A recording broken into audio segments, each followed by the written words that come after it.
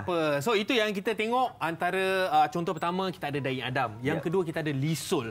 Mu'alaf yang baru 2 bulan masuk Islam dah kena berpuasa. Dididik oleh suaminya, oleh Khalid sendiri. Dapat tahun lepas dah. Itu cerita lama lah kan. Tapi macam mana dia mengharungi bulan Ramadan tu kita tak tahu. Untuk yang pertama kali tu. Untuk kita bertanya pasal benda tu, kita bersama ada orang yang dengan, sesuai ya? Kita bersama dengan seorang pendakwah iaitu Ustaz Dr. Farid Ravi Abdullah. Assalamualaikum Ustaz. Waalaikumsalam warahmatullahi wabarakatuh. Apa khabar Ustaz? Khabar baik. Apa khabar sahabat-sahabat di Konti? Baik, Alhamdulillah. Ustaz, bagaimana keadaan di sana? Bersahur hari pertama makan apa tadi Ustaz? Saya makan roti bang. Oh, makan roti. Sama macam kau? Sama. Kita gang. Ustaz, tadi kita ada bercerita makan nasi susah. Dia kena letak kuah, dia kena gaul, makan lambat. Roti, cecah, kopi, makan selesai. Settle. Yang penting sama. Yang penting sahur. Okey Ustaz, tadi kita ada bercerita mengenai mualaf yang bermula puasa. Kita ada Dai Adam bercerita mengenai itu, Khalid yang mengajak isterinya, didik isterinya untuk berpuasa pertama kali. Mungkin Ustaz boleh kongsikan pandangan Ustaz mengenai mengajak orang yang mungkin dah dewasa kan, yang baru memeluk Islam untuk berpuasa.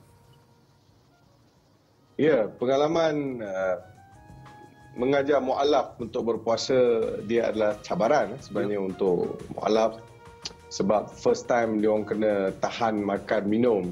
Ada di antara mereka yang pernah berpuasa sebelum Islam. Bagi yang pernah berpuasa sebelum Islam tak ada masalah lah. Tapi yang first time puasa memang ada masalah.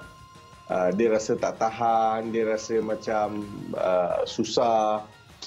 Kenapa kena tahan makan minum. So kita kena explain.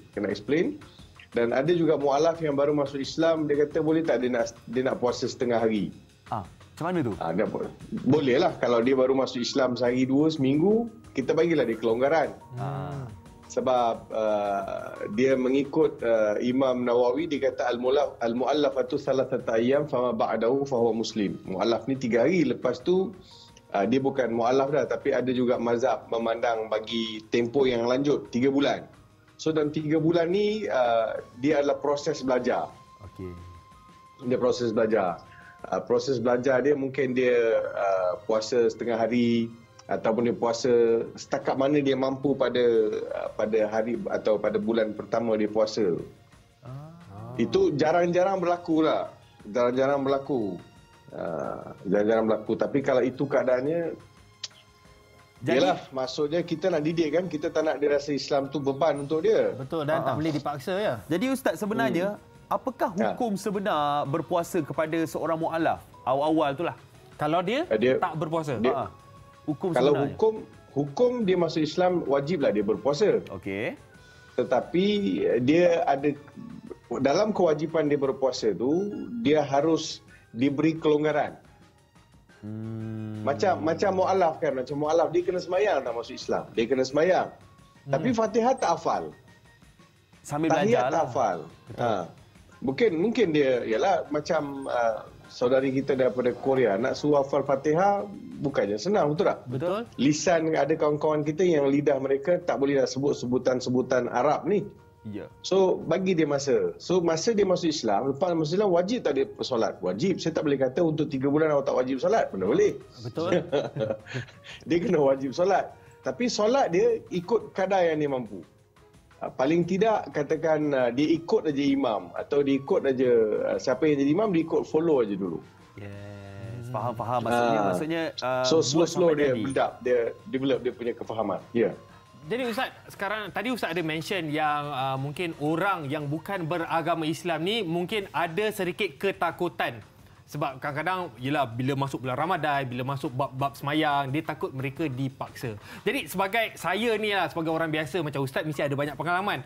Macam mana kita nak mendidik mereka ni untuk sempurnakan amalan-amalan dan juga ibadah-ibadah ni? Sebab kita tahu ada orang di luar sana lihat Islam ni dengan dari pelbagai sudut kan. Ya, betul. Ada yang takut tengok bila orang perempuan tutup aurat. Ada orang Islam ni apalah semua benda berkelubung. Ada yang takut dengan Islam kerana Islam ni menghadkan makanan. Ada yang makan, ada benda tak boleh makan. dalam Islam bila kata puasa sebulan, ada yang nak masuk Islam tapi puasa sebulan ni saya susah lah dia kata. Saya kata tak apa, latih dulu, belajar dulu. So sebenarnya mereka tidak mereka rasa takut tu sebab mereka tak cuba. Mereka tak cuba. Kita hidup dalam environment sekarang ni bulan Ramadan, dalam sebuah keluarga Islam atau dalam sebuah masyarakat Islam yang majoriti Islam. Pagi-pagi orang dah bersahur dan environment dia kedai-kedai tak buka, kemudian dekat pejabat pun kawan-kawan tak makan. So dia just follow the flow kata orang. Kan dia ikut aja environment tu. So lama kelamaan dia akan jadi satu kebiasaan. Dan dia juga perlu tahu dalam banyak keadaan yang pembuktian terhadap melalui saintifik benefit orang yang berpuasa ni, kelebihan orang berpuasa. Bayangkan 1 bulan, kita kereta pun kita kena overhaul, motor kita kena overhaul. Overhaul ni kita kena buat major service kan? Kereta kita kena buat major service bila sampai dia punya tempoh hayat dia 5,000 km ke begitu. Motor pun gitu juga. Jadi bulan puasa adalah dia bulan untuk kita servis, kita bagi servis perut kita, badan kita ni dari sudut kesihatan. So dia shut down dulu sistem ni untuk bagi dia rehat 1 bulan. Yes, itu sebenarnya kita punya hikmah berpuasa ni. Sebenarnya kita kena seimbang cara saintifik juga. Tadi kita ada tahu Ustaz ada kata yang mana mualaf ni ada yang mungkin dilonggarkan sikitlah kalau mereka tak larat untuk berpuasa, boleh berpuasa separuh hari kan. Mungkin ada yang tak berpuasa penuh sepanjang bulan Ramadan tersebut. Tapi kan contohlah kalau mualaf tersebut tidak berpuasa penuh untuk 30 hari, adalah tertinggal contoh 10 hari. Adakah perlu diganti puasa tu Ustaz? Ada kena ganti. Okey. Bila dia dah lama, dia dah Islam, dia dah mantap, dia kena ganti. Okey, maknanya wajib ganti Dia wajib ganti. Tak gugur kewajipan ke atas dia. Ada golongan-golongan yang dikecualikan? Kalau mualaf ni, tengoklah kalau mualaf tu dia mualaf yang sakit yang tak sembuh. Itu automatik lah dia masuk Islam, dia tak wajib puasa dah. Dia ganti saja hari-hari yang dia tak puasa kerana sakit. Dan sakit itu telah dibuktikan, telah dinasihatkan, telah diberitahu oleh pakar perubatan, dia tak akan sembuh. Jadi dia bolehlah tak puasa langsung, tak puasa terus, kemudian hari-hari yang ditinggal tu dia bayar fidyah. Okey, jadinya ingat kepada mualaf yang bermasuk Islam, mungkin dilonggarkan pada awal-awalnya. Tapi selepas macam Ustaz cakap dah mampu, nanti kena gantilah. Ganti. Bayar fidyah. Yang tak mampu kena bayar fidyah. Alright, jadi itu dia. Kita bercerita mengenai puasa seorang mualaf bersama dengan Ustaz Dr. Farid Ravi Abdullah. Kejap lagi Ustaz akan terus bersama dengan kita. Ustaz kena stay kat sini Ustaz. Yes. Okey. Ustaz kena terus pandang muka kami.